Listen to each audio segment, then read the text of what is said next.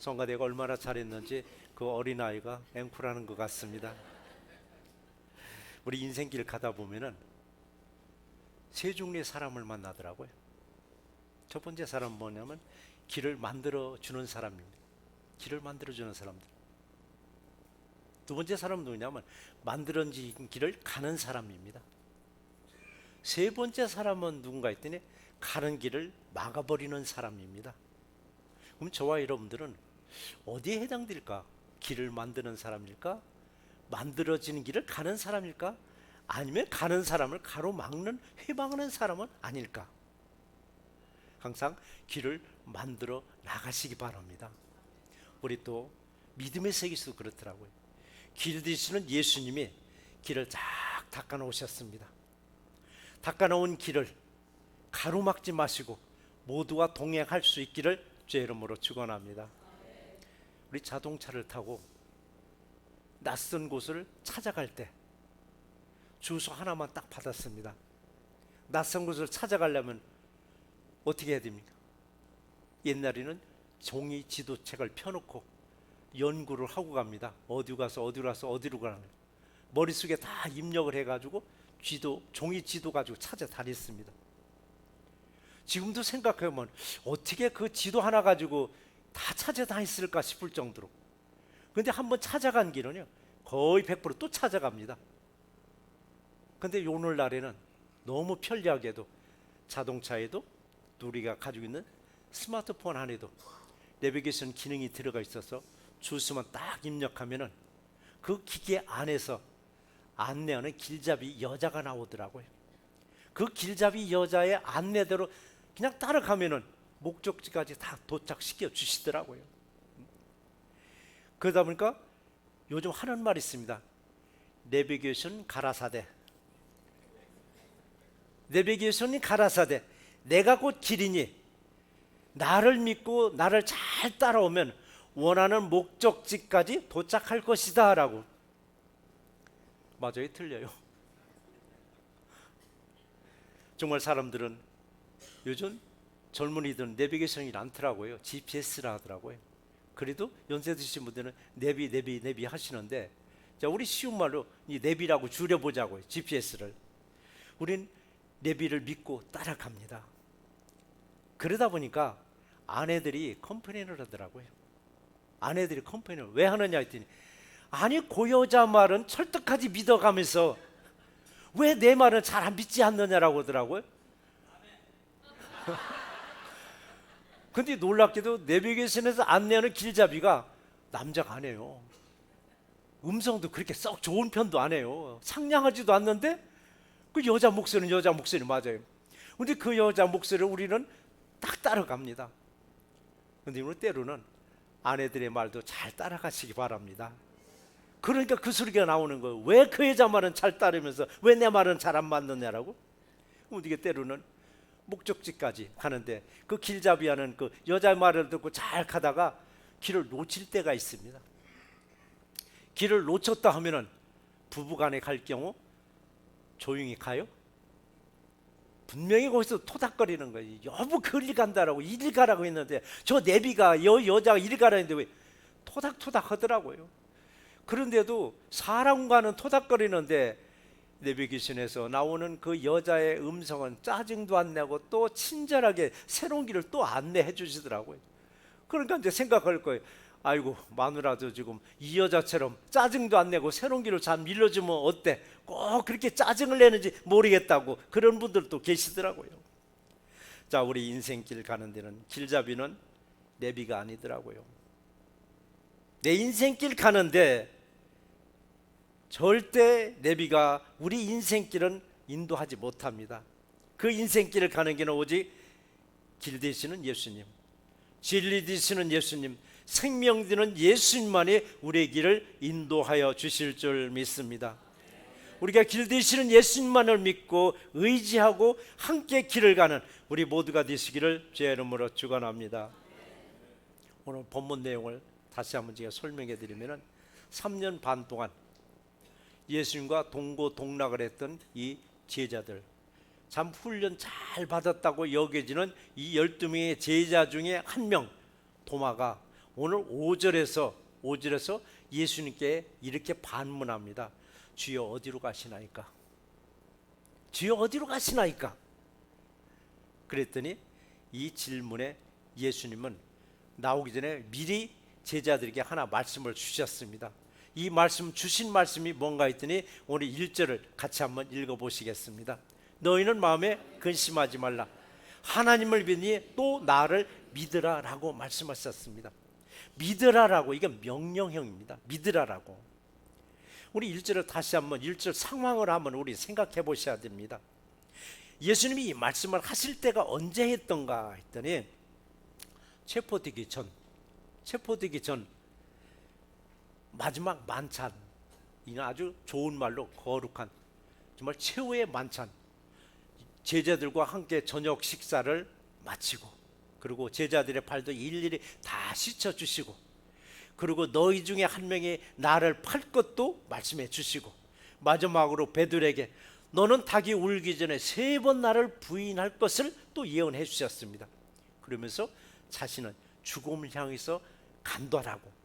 그런데 이 죽음이 끝나는 것이 아니라 나는 부활하여 하나님 아버지께로 돌아갈 것을 말씀을 하셨습니다. 내가 하나님 아버지께로 돌아가더라도 너희는 내가 없다고 근심하지 말아라. 너희들이 하나님을 믿은 것처럼 또한 나를 믿으라라고 말씀하셨습니다. 또한 나를 믿으라고 한 것은 뭐냐면은 예수님이 하신 말씀을 믿는데, 하신 말씀 중에서 가장 키포인트가 뭐냐면 부활을 믿으라는 얘기입니다. 부활을 믿으라라고. 부활을. 우리들도 하나님을 믿으니까 길 되시고 진리 되시고 생명 되시는 예수님만을 믿고 모두가 함께 하시기를 주의 이름으로 축원합니다. 그래서 우리는 하나님 앞에 설 때까지 누구의 인도함을, 누구의 길잡이가 되어야, 우리의 인생의 길잡이는 결국 예수이심을 믿고 끝까지 그 길을 함께 가시면은 하나님 앞에 설 날이 있을 줄 믿습니다. 오늘도 2절 3절 우리 한번 또 같이 한번 읽어보시겠습니다. 내 아버지 집에 거할 것이 많도다. 내가 너희를 위하여 거처를 예비하러 가노니 가서 너희를 위하여 거처를 예비하면 내가 다시 와서 너희를 내게로 영접하여 나 있는 곳에 너희도 있게 하리라 하셨습니다. 제자들 3년 반 동안 예수님에게 배웠습니다. 그리고 실천하면서 많은 것을 경험했습니다. 그럼에도 예수님이 하신 말씀, 바로 제자들이 영원히 살아야 할 곳을 예비하러 간다고 얘기했습니다. 영원히 살아야 할 곳을 예비하러 간다고 제자들에게 했더니 제자들이 걱정하는 거예요. 어디로 간다는 걸까? 우리만 놔두고 도대체 어디로 간다는 걸까? 그러면 예수님 또 계속해서 말씀하시는 거예요. 다시 말씀하시기를 제자들이 영원히 살아야 할 곳이 예비되면 다시 오신다고 말씀하셨습니다. 처음에 말씀하시기를 영원히 살 곳을 준비하러 가신다고 하더니 준비가 되면 다시 오신다고 말씀하시더라고요. 도대체 어딜 갔다가 다시 오신다고 지금 말씀하시느냐? 어딜 갔다가 다시 오셔서 이 제자들을 또 데리고 가신다라고. 거기가 어디냐? 나 있는 곳에, 예수가 있는 곳에 너희도 있게 하리라라고 약속하셨습니다.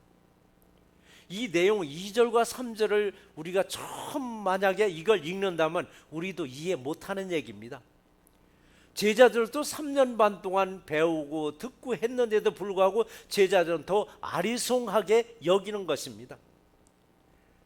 근데 이 말씀은 뭐냐면 십자가에서 죽으심과 부활하심과 재림하실 것을 말씀하시는 거예요. 이 말씀은 바로 제자들에게 주시는 말씀이 아니라 우리 한 분 한 분에게도 말씀을 주셔서 나중에는 우리가 예수님이 영원히 계시는 곳에 함께 살 것을 믿으라고 주신 말씀입니다. 이 말씀을 믿는 우리 모두가 되시기 바랍니다. 계속해서 예수님은 제자들에게 또 말씀하십니다. 4절의 기록을 같이 한번 또 읽어보시겠습니다. 내가 어디로 가든지 그 길을 너희가 아느니라 라고 말씀하셨습니다. 내가 바로 예수님이 어디로 가든지 너희는 안다고 말씀하셨습니다. 우리들은 이미 성경을 읽어서 압니다. 그리고 이 성경을 배워서 예수님이 어디로 갔다가 다시 와서 다시 우리를 데리고 가는지 그걸 다 알고 있습니다. 물론 제자들도 3년 반씩이나 공부하고 배우고 또 경험했으니까 다 알 줄 알았습니다. 예수님이 어디로 가시는지 알만도 한데 그 12명의 제자 중에서 한 명 도마가 반문했습니다. 어찌 그 길을 우리가 알겠습니까? 라고. 우리가 그 길을 어찌 알겠느냐라고. 어쩌면 도마의 질문이 우리들의 질문이기도 합니다. 도마의 질문이 12명의 제자들, 니들이 그 길을 안다라고 예수님 말씀하셨을 때 서로가 궁금했을 것입니다. 아니 어디로 가길래 우리가 안다고 말씀하시는가? 12명이 다 궁금했을 것입니다. 근데 차마 질문이 있다고 말도 못하고 서로가 이게 눈치만 싹 보고 있을 때 도마가 용감하게 나섰습니다. 도마가 용감하게. 그래요. 질문도 용감해야 질문합니다. 질문 용감하지 못하면요 절대 질문하지 못합니다. 왜 용감해야 질문하는가? 왜냐하면 남들이 다 아는 질문에서 괜히 비웃음 살까 봐 차마 나서서 질문하지 못하는 거예요. 차마 나서서. 그래서 질문도 용감한 사람들이 참 질문 잘하더라고요. 이런 일이 한번 있었습니다. 무슨 일이냐면은 외국에서 이제 쭉 공부를 많이 해가지고 학위를 받아가지고 한국에 가서 한국 대학의 교수로 임명을 받았습니다. 이게 초임 교수입니다. 내신 걱정이 많았습니다. 그리고 원로 교수를 찾아가서 상담을 했습니다. 내가 내일부터 대학교 강단 학생들 앞에서 강의를 하는데 두렵고 참 떨립니다. 내가 가르치다 보면 많은 질문이 있을 텐데 그 질문을 어떻게 다 받아줘야 됩니까? 어떻게 해야 제 시간에 다 끝낼 수 있습니까? 라고 너무 긴장된다라고 그 원로 교수한테 말을 했더니 원로 교수가 껄껄 웃으면서 하는 말이 질문은 절대 없을 것이다. 너 하고 싶은 얘기하고 시간 맞춰 내려오면 될 것이다 라는 말이에요. 근데 한국 대학의 공통점이 바로 이겁니다. 질문이 아주 작다는 얘기입니다. 그래서 질문이 적은 이유를 한번 설문조사를 했더라고요. 왜 한국 대학생들은 질문을 많이 하지 않을까? 하지 않는 이유가 3가지가 나오더라고요.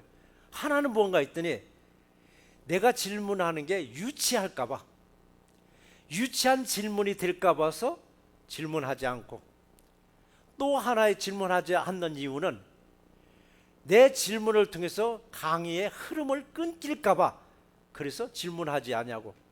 또 마지막 3번째 질문하지 않는 이유는 내가 질문함으로써 강의 시간이 더 늘어질까 봐 질문하지 못한다고. 이 대학생들에게 질문한 게 제가 1년 전쯤에 이 얘기를 설문조사한 걸 들었습니다. 그럼 아직도 한국의 대학교 대학생들은 질문을 많이 하지 않는다는 얘기잖아요.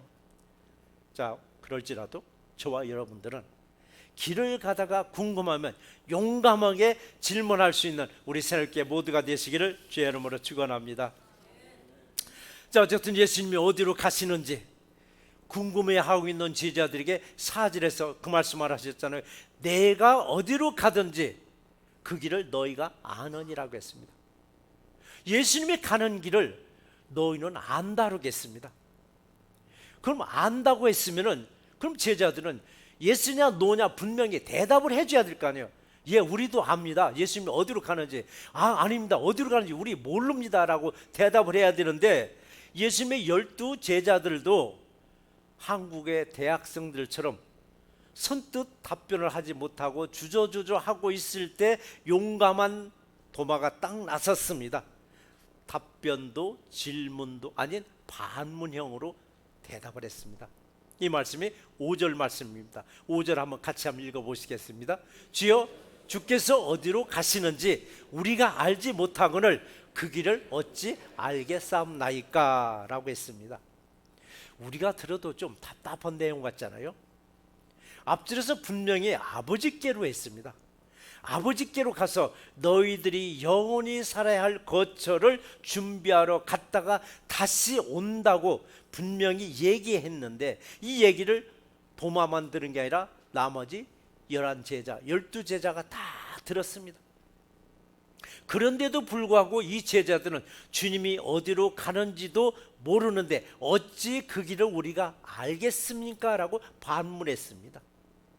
자, 우리들도 어디론가 열심히 가고 있습니다. 자, 우리는 어디로 가고 있을까? 어제도 분명히 가고 있었고, 오늘 이 시간에도 가고 있고, 내일도 분명히 가야 됩니다. 분명한 길을 가는데 가다가 보면은 길을 모른다라고 어떻게 하시겠습니까? 여러분들도 인생길 가다가 막히고 잘 모르면 내비한테 물어보시겠습니까? 아니면 남편한테 물어보시겠습니까? 아니면 부인한테 물어보시겠습니까? 아니면 부모와 자식들한테 물어보시겠습니까? 물어볼 곳이 없으면 또 하나가 있더라고요. 마지막 물어볼 곳이 어디죠? 유튜버가 또 하나 있잖아요. 유튜브로 또 물어보더라고요. 그래서 요즘에는 현대의학에서도 의사보다도 더 정확하게 자기의 주치의는 누가 게 유튜버가 돼버릴 수도 있겠더라고요. 그래서 늘 얘기합니다. 유튜버 100% 믿지 말으라고. 인터넷 기사들 너무 100% 믿지 말라고 하는데도 습관적으로 벌써 손가락으로 탁탁탁 검색해 보더라고요. 내 인생길을 길치에게 맡기면 안 됩니다. 길치는 뭐냐면 길눈이 어두운 사람을 길치라고 얘기합니다. 여러분, 길을 찾아주는 내비도 사람들도 저와 여러분의 인생길에 대해서는 전혀 잘 모르는 길치일 뿐입니다. 누구에게 길을 물어보고 가셔야 될 것 같습니까? 오늘 6절 상반절을 같이 한번 읽어보실까요? 예수께서 이르시되 내가 곧 길이요 진리요 생명이니 라고 말씀하셨습니다. 예수님이 길이라고 하시면서, 예수님이 진리라고 말씀하시면서 예수님이 생명이라고 말씀하셨습니다. 길 되시고 진리 되시고 생명 되시는 예수님을 놓치지 마시기 바랍니다. 근데 오늘 6절 상반절을 자세히 잘 보시면은 예수님이 천국 가는 길을 빠끔히 아시고서 천국으로 인도하신다는 게 아닙니다. 예수님이 본인이 길이라고 말씀하셨습니다. 본인이 길이라고 했습니다. 진리로 인도하시는 것이 아니라 예수님이 진리라고 말씀하셨습니다. 생명으로 인도하는 것이 아니라 예수님이 자신이 생명이라고 말씀하셨습니다. 그래서 우리는 예수님만 만나면은 길이요 진리요 생명을 다 얻을 수 있음에 감사하는 우리 모두가 되시기를 주의 이름으로 축원합니다. 자, 길이요 진리요 생명 되는 예수님은 어디로 가는 길을 우리에게 지금 인도하고 계실까 했더니 하나님 아버지께로 가는 길을 지금 인도하고 계십니다. 길 되시는 예수님만을 믿고 의지할 때 나도 함께 가게 만들어 주시더라고요. 우리가 어디를 가고자 하는 목적지에 갈 때 비행기를 탑니다. 때로는 배도 탑니다. 때로는 기차도 탑니다. 그 기차에 배에 또 비행기 안에 우리는 편안히 앉아 있기만 하면은 원하는 목적지까지 데려다 주더라고요. 우리가 바로 하나님 아버지께 가는 것은 내가 죽으라 달려서 가는 것이 아니라 길 되시는 예수님과 함께 있기만 하면은 비행기를 타면 목적지에, 배를 타면 목적지에, 열차를 타는 목적지에 안전하게 도착시켜 주는 것처럼 우리가 원하는 목적지 하나님 나라까지 도착시켜 주실 줄 믿습니다. 우리들도 하나님 아버지가 계시는 천국으로 가려면 길 되시는 예수님만 믿고 가면 자연스럽게 도착시켜 주십니다. 길 되시고 진리 되시고 생명 되시는 예수님만 믿고 의지하는 우리 모두가 되시기를 주의 이름으로 축원합니다. 잔 칼빈도 길이요 진리요 생명을 이렇게 해석을 하더라고요. 길은 바로 시작이라고 얘기하더라고요. 길은 시작이다. 그럼 진리는 뭐냐? 과정이다라고 하더라고요. 진리는 과정이다. 그럼 생명은 뭐냐? 결과라고 말을 했습니다.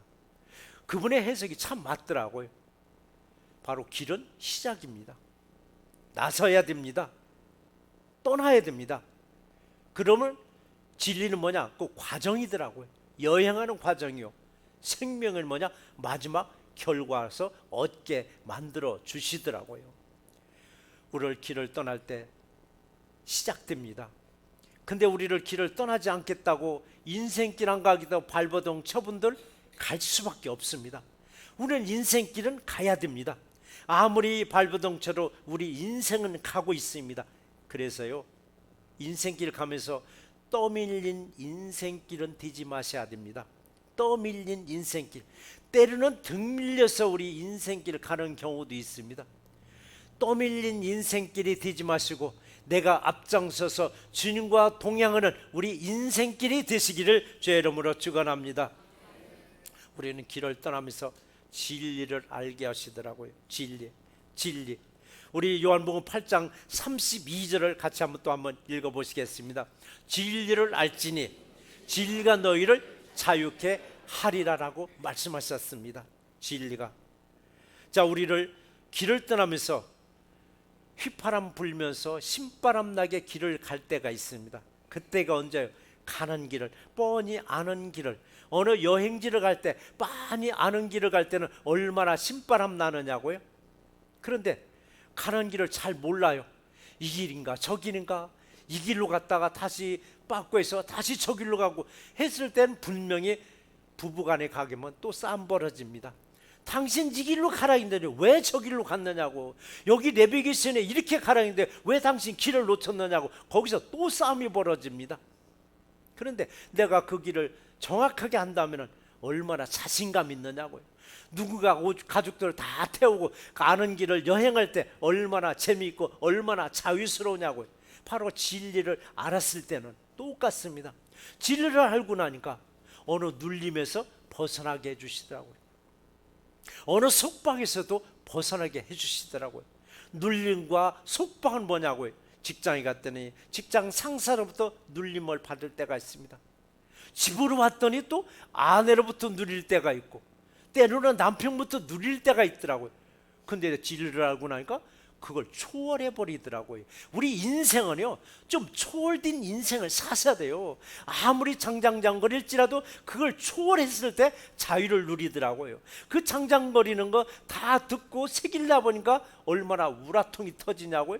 근데 진리를 알고 나니까 초월해 버리더라고요. 우리 신앙인들은 삶을 조금 초월한 삶을 살아갈 때 이게 바로 해방자요, 자유로움을 누릴 수가 있습니다. 그래서 저와 여러분들은 해방자들입니다. 해방자들. 누가서 8장 2절에서 그랬죠.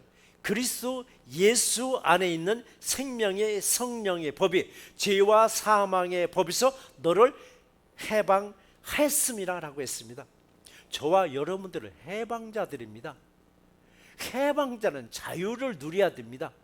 진리를 통해서 자유를 누리면서 끝까지 여행하시는 우리 모두가 되시기를 주의 이름으로 축원합니다. 자, 진리의 과정을 잘 마치고 마지막에 생명을 얻는다고 했습니다. 생명을. 우리는 이 땅에 살아가면서도 분명히 생명을 가지고 있습니다. 그런데 이 생명은 유한된 생명입니다. 유한된 생명의 벽에 딱 부딪히는 경계선에 올 때가 있습니다. 경계선을 넘어갔을 때 무한된 영원한 생명을 주신다라고 했습니다. 바로 우리는 어디를 향해서? 경계선을 향해서 지금 오늘도 내일도 끊임없이 여행하고 있습니다. 어디까지? 경계선까지. 그 경계선은 아무도 모릅니다. 누구만 알아? 하나님 아버지만 압니다. 경계선까지 딱 왔을 때 거기서 너는 끝이야 하면은 우리는 끝입니다. 근데 거기서 우리는 경계선을 넘어섰을 때 영원한 생명을 받을 줄 믿습니다. 우리 경계선을 넘게 해서 영원한 생명을 주시는 뭐냐? 길 되시고 진리 되시고 생명 되시는 예수님만이 우리 모두를 경계선 넘어서 영원한 나라로 인도해 주심을 믿는 우리 모두가 되시기를 주의 이름으로 축원합니다. 공자왈 공장님 가라사대, 그분이 그런 말을 하셨더라고요. 아침에 도를 들으면 저녁에 죽어도 좋다는 말을 했습니다. 정확한 언어를 이 언어 풀으면은요, 아침에 도를 듣고 낮 시간에 깨달으면 저녁 때 죽어도 여한이 없다는 얘기입니다. 자, 그런데 우리들은 아침이면은, 매일 아침이면 뭐 다는 안 해요. 저희 새날교회만 하네요. 아침에 눈을 뜨면은 제일 먼저 진리의 말씀으로 하루를 시작하니까 얼마나 행복한 하루냐고요. 진리의 말씀으로 하루를 시작하니까. 공자는 죽어도 여한이 없다고 했는데 우리들은 진리의 말씀으로 하루를 시작해서 행복한 하루가 되시기를 주의 이름으로 축원합니다. 때로는 가다가 인생길 딱 막혔을 때 GPS를 의지하지 마시기 바랍니다. GPS도 역시 길을 인도하다가 새로운 길에서는 헤맬 때가 얼마나 많이 있냐고요. 바로 레베기신을 보고 가는데 새로운 주소지는 전혀 찾지 못하고 뱅뱅뱅 돌릴 때가 얼마나 많이 있느냐고요. 때로는 벼랑 끝으로 우리를 또 데려갈 때도 있더라고요. 사람들은 조언의 말을, 사람들에게 우리에게 주는 귀한 말을 듣고 그 말이 맞다라고 열심히 길을 떠났는데 벼랑 끝에 딱 우리를 세워놓을 때가 있더라고요. 길이 끊어지고 벼랑 끝에 서 있었을 때 우리는 인생 끝이라고 주저앉기도 합니다. 그때 우리는 삶을 포기하지 마시고 예수님을 찾으시면 반드시 만나 주신다고 했습니다. 반드시 우리에게 말씀을 주신다고 말씀하셨습니다. 그때 우리 길 되시는 예수님을 만나서 길을 다시 가다가 길이 막히면 반드시 옆에 새로운 길을 또 안내해 주십니다. 막다른 길을 만났지만 예수님과 함께 하시는 길에는 옆에 새로운 길을 또 만나서 자유롭게 즐겁게 감사하게 여행자가 될 줄 믿습니다. 인생은 분명히 여행자라고 했습니다. 어디를 향한 여행자인가? 아버지 하나님께로 가는 여행자입니다. 하나님 아버지를 만나러 가면서 우리는 설렘이 있어야 됩니다. 기대감이 있어야 됩니다. 감격스러움이 있어야 됩니다. 행복함이 있어야 됩니다. 바로 우리 가는 길은 아버지를 만나러 가는 길임에 항상 행복한 여행길이 되는 우리 모두가 되시기를 주의 이름으로 축원합니다. 오늘 6절 하반절 마지막 절을 같이 한번 읽어보시겠습니다. 나로 말미암지 않고는 아버지께로 올 자가 없느니라 라고 말씀하셨습니다. 길과 진리와 생명 되시는 예수 없이는 어느 누구도 하나님 나라에 들어갈 자가 없다라고 했습니다. 우리들의 길잡이 되시는 예수님만을 믿고 따라가는 우리 새날교회 모두가 되시기를 주의 이름으로 축원합니다. 우리들의 몸속을 전체를 다 감고 있는 게 뭔 혈관이더라고요. 눈에 보는 혈관도 있지만 전혀 눈에 보이지 않는 혈관들도 있더라고요. 아무리 작은 혈관일지라도 막히는 순간 건강에 이상이 오더라고요. 건강에. 그래서 막히면 안 되더라고요. 그래서 잘 순환될 때 우리는 건강을 누리지만 이 잘 순환될 수 있기 위해서는 딱 하나 뭐가 있어야 돼요? 심장이 있어야 되더라고요. 심장이 없으면 순환되지 않습니다. 다 막혀버리게 되어 있습니다. 우리들의 삶도 우리 앞에 수없이 펼쳐진 수많은 길들이 있을지라도 오직 우리는 한 길만을 가고 있습니다. 오직 한 길만은 바로 길 되시고 진리 되시고 생명 되신 예수님만을 붙잡으시야머니 끝까지 우리를 인도해 주실 줄 믿습니다. 그랬을 때 우리들의 인생의 길잡이가 되어 주셔서 마지막 지점까지 안전하게 행복하게 인도를 받는 우리 모두가 되시기를 주의 이름으로 축원합니다. 말씀을 한번 정리해 보겠습니다. 인생길 가다 보면은 세 종류의 사람들을 만난다고 제가 말씀을 드렸습니다. 첫 번째 사람은 길을 만드는 사람을 만날 수 있습니다. 두 번째 사람은 누군가 만들어 놓은 길을 가는 사람을 만날 수 있고, 세 번째 사람은 길을 가는 사람을 가로막는 사람도 만날 수 있습니다. 나는 어떤 사람일까? 나는 어떤 사람일까? 길을 만드는 사람이 되셔야만 합니다. 그러나 믿음에서는 내가 길을 만들 수는 없습니다. 예수님이 길을 만드셨습니다. 우리들이 가야 할 믿음의 길을 만들어 주시고 끝까지 안내하시는 분은 오로지 예수 그리스도이십니다. 어디로 가는 인생길을 만들어 주시는가? 천국 가는 길을 만들어 주시고 안내하고 계십니다. 천국 가는 길을 잘 알아서 안내하시는 게 아니고 예수님이 길이라고 말씀하셨습니다. 예수님이 진리라고 말씀하셨습니다. 예수님이 생명이라고 말씀하셨습니다. 그럼에도 제자들은 질문하기를 주께서 어디로 가는지 우리가 알지 못하고 그 길을 우리가 어떻게 알겠느냐고 반문했습니다. 그러나 우리들은 길이요 진리요 생명이신 예수님만을 붙잡으세요. 우리들의 마지막 도착지에서 아버지가 기다리고 계시는 천국길로 인도함을 받는 우리 새롭게 모두가 되시기를 주의 이름으로 축원합니다.